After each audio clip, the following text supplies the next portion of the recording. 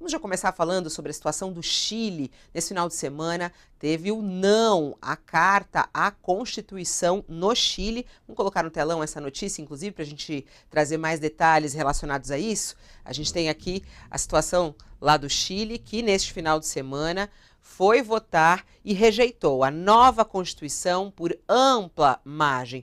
Uma forte derrota do governo de esquerda. O presidente Gabriel Boric disse: é preciso escutar a voz do povo.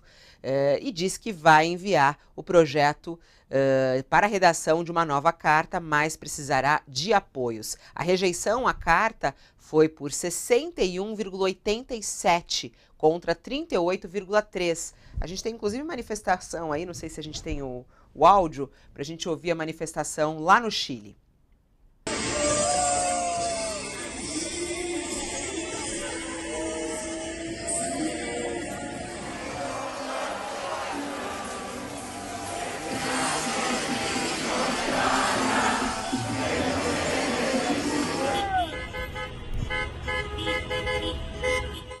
Logo após o resultado das eleições, o presidente do Chile diz que a democracia sai mais robusta depois dessa espécie de plebiscito. Quem está conosco para conversar a respeito disso é o nosso colunista Jamil Chad e Josias de Souza, já comigo ao vivo aqui. Olá, Jamil, bom dia para você.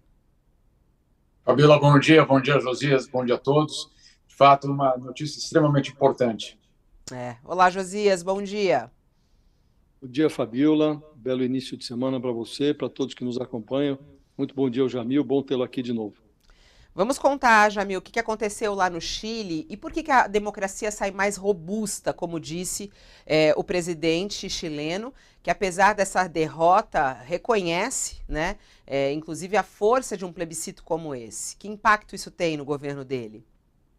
Vamos lá, Fabíola, vamos entender de onde vem esse plebiscito, de onde vem essa Constituição. Em 2019, aquelas manifestações que tomaram Santiago, tomaram o Chile, justamente forçando o governo, naquele momento, a aceitar uma votação para consultar a população se ela queria ou não a redação de uma nova Constituição. Lembrando que a Constituição que o Chile tem é de 1980 e que é uma Constituição do legado de Augusto Pinochet, do ditador. Bom, 2019, então, isso vai à votação e 78% da população diz que sim, o Chile precisa de uma nova Constituição.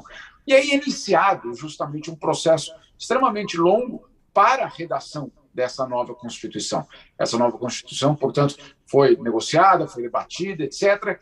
E aí chega para ser votada, e aí, pelo menos para o governo e para o campo progressista, a surpresa de uma ampla derrota. Aí a questão é, o Chile não quer uma nova Constituição ou não quer esta nova Constituição? Os analistas estão apontando, Fabíola, que, pelo menos por enquanto, existe sim ainda a vontade dos chilenos em ter uma nova Constituição, mas não esta.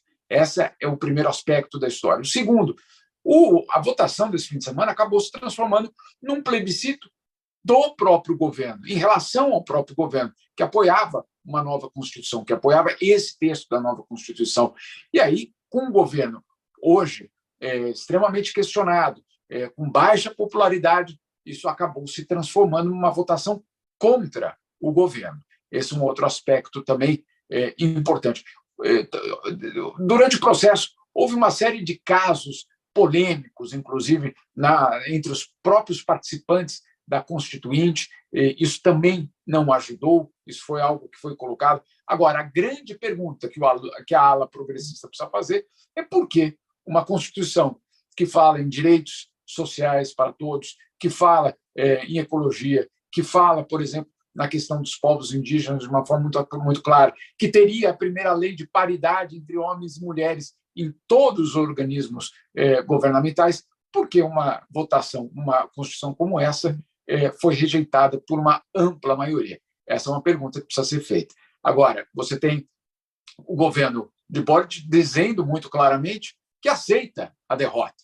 Não houve nenhum tipo de questionamento. Por que ele diz que sai fortalecida? Claro, ele está tentando contornar uma situação extremamente complicada para ele, mas pelo menos colocando que, de fato, esse é um processo que vai ser retomado, e processo, no caso, da própria Constituição, que vai ser retomado e que o processo vai continuar buscando justamente uma Constituição que possa ser, uma nova Constituição que possa ser aceita por todos.